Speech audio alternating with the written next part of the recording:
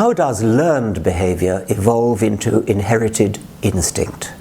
Well, that's a very advanced question, because it wouldn't occur to many people that that is what happens, but there is a very interesting theory about how that happens and why it happens. It's called the Baldwin effect. In the Baldwin effect, the idea is that an animal learns, for example, some skill. A good example might be thrushes, which smash snails, smash the shells of snails and then eat them. And the closely related blackbirds don't do this. If you give a blackbird a snail that's been taken out of its shell, it's very happy to eat it, but a blackbird hasn't the faintest idea how to smash a snail, whereas thrushes do it all the time. They do it on so-called anvils.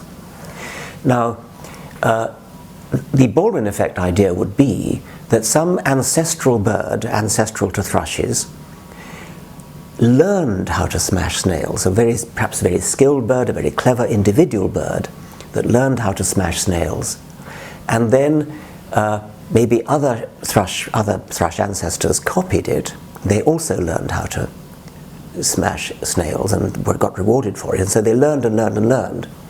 And then as the generations went by, the progeny, the next generation of these ancestral birds, also learned, perhaps by imitating their parents. And as the generations went by, the ones who learned fastest were the ones who got the most food.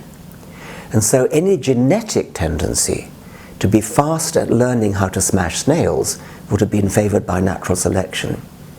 And so natural selection, by choosing genes over many generations, would eventually build into the gene pool a skill which started out as a learned skill. Now, learned skills are very important in birds. A beautiful example is the habit of tits, blue tits and great tits, of opening milk bottles. Nowadays, not many milk bottles are delivered on doorsteps, but there was a time when I was young when every day the milkman would deliver milk and place it on the doorstep. And great tits and blue tits discovered, some individuals, birds discovered how to open the either tinfoil or cardboard tops to these bottles and drink the cream.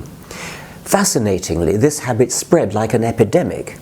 Birds copied each other, and ornithologists were able to actually trace the flow of this habit, of this skill, in irradiating circles outwards from focal points in the country, in Britain, where particularly clever individual birds had discovered how to do it. So it was a learned skill.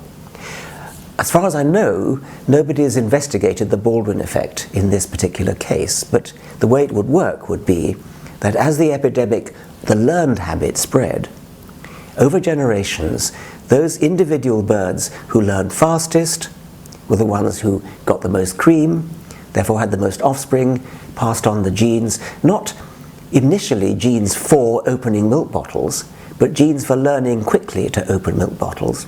And in the end, they would learn so fast that they wouldn't need to learn at all, and then you might call it an instinct, and that would be the full Baldwin effect.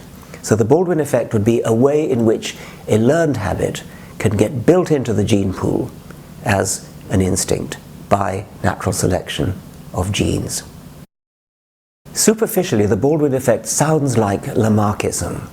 Lamarck was the French naturalist predating Darwin, who had a theory of evolution which was based upon the inheritance of acquired characteristics. And that's wrong. That doesn't happen, or almost certainly doesn't happen.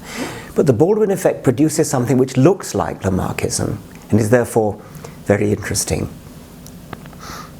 Acquired characteristics, something that an animal learns, are not automatically incorporated in the genes. That would be Lamarckism.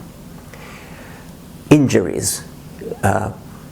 My mother once had a dog who sometimes, like many small dogs, limped on 3 legs. And there was another dog in the village who had lost a leg in a car accident, and the owner of this 3-legged dog thought that her dog must be the father of our dog because he limped on 3 legs. That would be Lamarckism.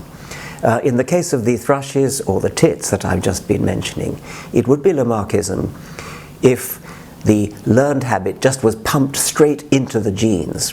But the way it happens is not like that. The way it happens in the Baldwin effect is that there must be some genetic variation in there which affects the rate of learning this particular habit, or even the rate of learning generally. And that is what's being naturally selected. So it's not that the habit gets pumped into the genes. What happens is that there is spontaneous variation among the birds in proper Darwinian fashion, ultimately due to mutation. Variation in ability to learn a habit such as this. And then natural selection favors those individuals who learn fastest, until in the end they learn so fast that it looks as though they haven't learned at all.